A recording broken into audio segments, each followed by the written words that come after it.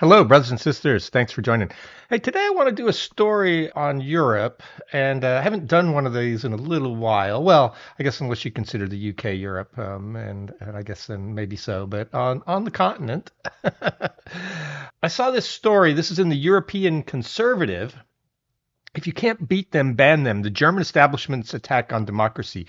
This is one of the things that really kind of concerns me. Liberals seem to keep saying they're fighting for democracy, but the way to do it is not letting people vote for who they want to vote for, which doesn't make any sense to me. And I know America's not really a democracy, but when you look in America, they tried to ban Donald Trump from being on the ballot. And then, in my view, since Barack Obama, the Democrats haven't actually let people vote in a primary for a real candidate. I think they fixed the election for Hillary Clinton so that Bernie couldn't win, and I kind of wanted to vote for Bernie back then, but I wasn't allowed. And then Trump beat Bernie, and then they pretty much installed Biden and made it look like it was a real primary, but it really wasn't with their super delegates and such. The system was rigged. And then it was even more obvious with Kamala, because with Harris, they just stuck her on the ballot. They absolutely did not have a real primary. There were a lot of states where, maybe all of them, where Joe was the only person on the primary ballot, and a few states didn't even bother holding primaries. And you know what? If they had actually run a real primary, maybe there would have been an alternative candidate that was better than Harris. Because how bad of a candidate do you have to be if you can't beat Trump? If you believe Trump is the devil, and many do. So this seems to be out of the liberal playbook right now, is banning candidates from elections, and I don't think it's going to work out the way they think it's going to work out. So let's go ahead and read this. So the European Conservative. And we've got a picture of the AFD. I think that's an alternative for Germany, alternative for Deutschland Party, which I don't know a lot about it, but I think it's probably similar to kind of the MAGA movement. It's you over here I'm thinking we would just call that Republicans. But let's read more and we'll see. Maybe there's more to it than that. Let's see. In this picture for Sunday, August 10th, 2025, AFD called for a rally at Ludwigshafen district, Modich. Around 200 people gathered on Bergstrabe. I don't know. I can't speak German, so I'm sure I've completely butchered that. To hear the speech of State Parliament Joachim Paul. This week prior, Paul had been excluded from upcoming mayoral election in Ludwigshafen by the city's election committee due to doubts about his loyalty to the Constitution. Doubts about his loyalty to the Constitution. Okay. Germany has long called itself a country that holds up democracy in a defensive form, a concept propagated by an establishment that claims the right to decide who and what voters should be allowed to vote for. This principle is now being wielded most aggressively against in the fight against the right populist Alternative for Germany, AFD. This week, a court of appeals confirmed the exclusion of the AFD candidate from the upcoming mayoral election in Ludwigshafen, a West German industrial city of 122,000 residents. When citizens go to the polls September 21, they will no longer have the option of voting for AFD. Now, see, I think that's problematic. So this is going to lead to a bad outcome. Germany, you need to stop this nonsense. You need to stop revisiting the sins of World War II.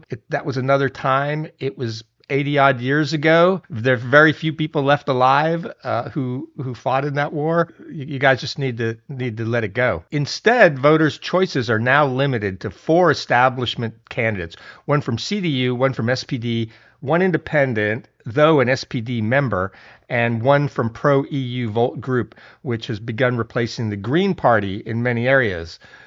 The exclusion of Germany's biggest opposition party represents the most radical affront to the country's post-war democracy yet.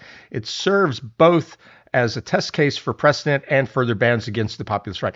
Yeah, and I might have this wrong, but if I remember right, in the last general election, the AFD, I think, actually got the most votes, but they didn't have enough for a majority, and so the other groups went ahead and formed, a majority out of the minority parties.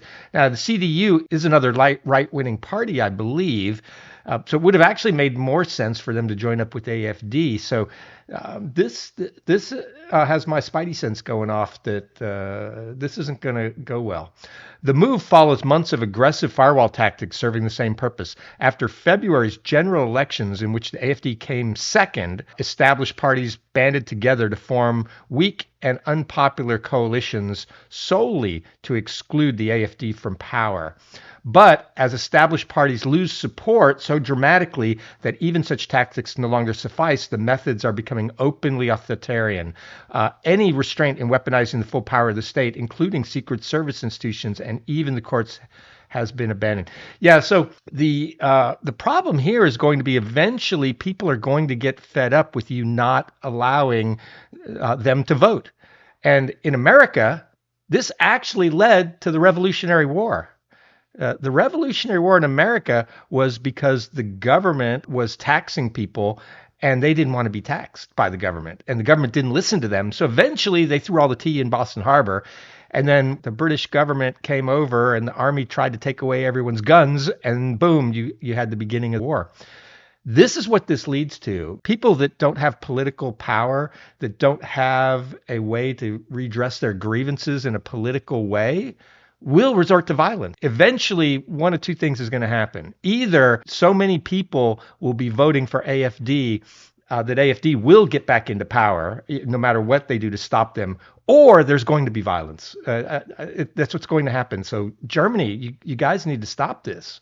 And I know I'm not German, but what you're doing here leads to violence. How the ban unfolded. The exclusion began when incumbent mayor Jutta Steenrück, formerly SPD, contacted the SPD-controlled Rhineland-Palatinate Ministry of the Interior requesting information about AFD candidate Joachim Paul from the Office of Protection of the Constitution. The SPD-led ministry had already made headlines by announcing that civil servants expressing sympathy for AFD would be excluded from state positions. Yeah, see, you're excluding people from a large political party, so there's a large segment of your population that you're disenfranchising.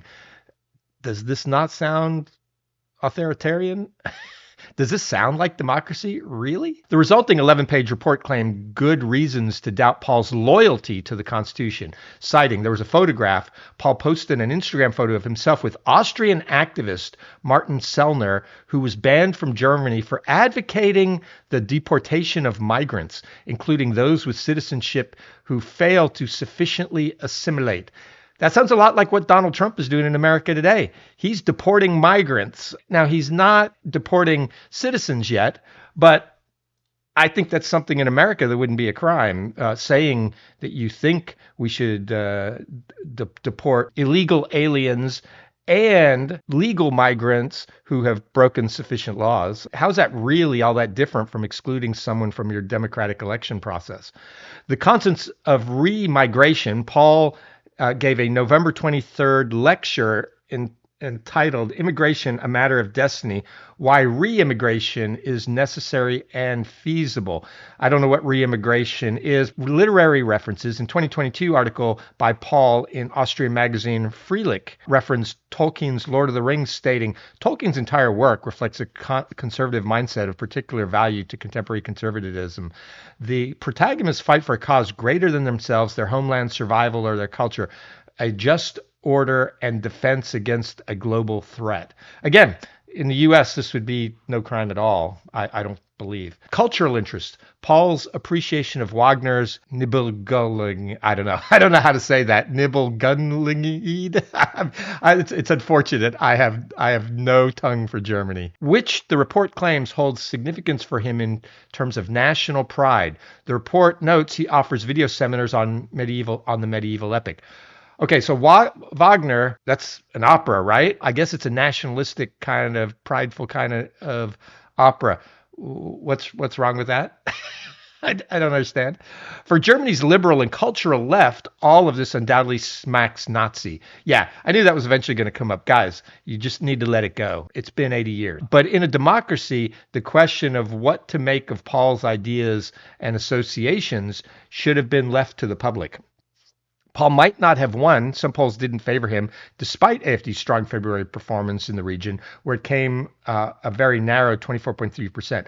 But the establishment wanted to take no risks, knowing full well they have lost the struggle on migration and national values. Yeah, people are pissed about this unchecked migration all over Europe and America. And again, Trump actually has put a stop to it in America, and people are actually pretty happy about it. Yeah, I know you see the lunatics out there trying to stop ICE and all that on the news, but trust me, most Americans are completely happy that we're deporting all these migrants. It's just a minority that doesn't like it, but it also includes the completely Trump deranged who don't like anything Trump does. Normal voters operate with a different set of values than many within the elites, one that includes natural attachment to country and culture.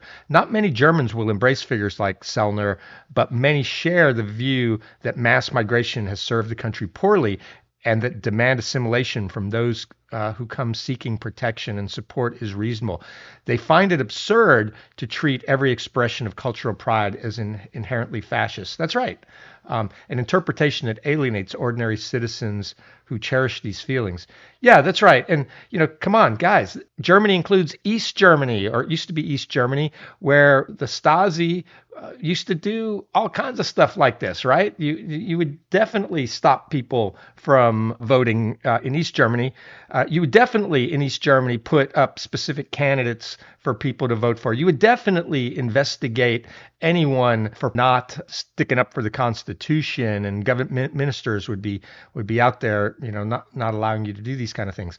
This smacks of the Soviet era. A city in crisis, Ludwigshafen exemplifies how far elites will go to maintain their grip on power. The city struggles with the problems plaguing many German communities. Extremely high migration rate, around 40%. Wow. Primarily from Muslim countries, with at least 2 elementary schools now having 90% students from migration backgrounds. Islamist terrorism has been an issue in Ludwigshafen, just like its neighboring Mannheim.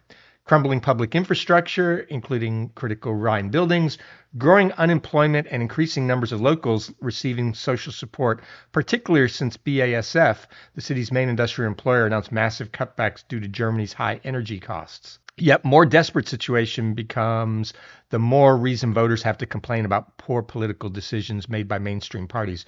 The more authoritarian the establishment's response. A warning realized when J.D. Vance warned that Germany's and Europe's biggest threat to democratic security comes not from the outside, but from within, he proved prescient. He correctly noted that tackling Germany's problems requires politicians with strong democratic mandates, and that fearing your own voters is a surefire way of destroying democracy.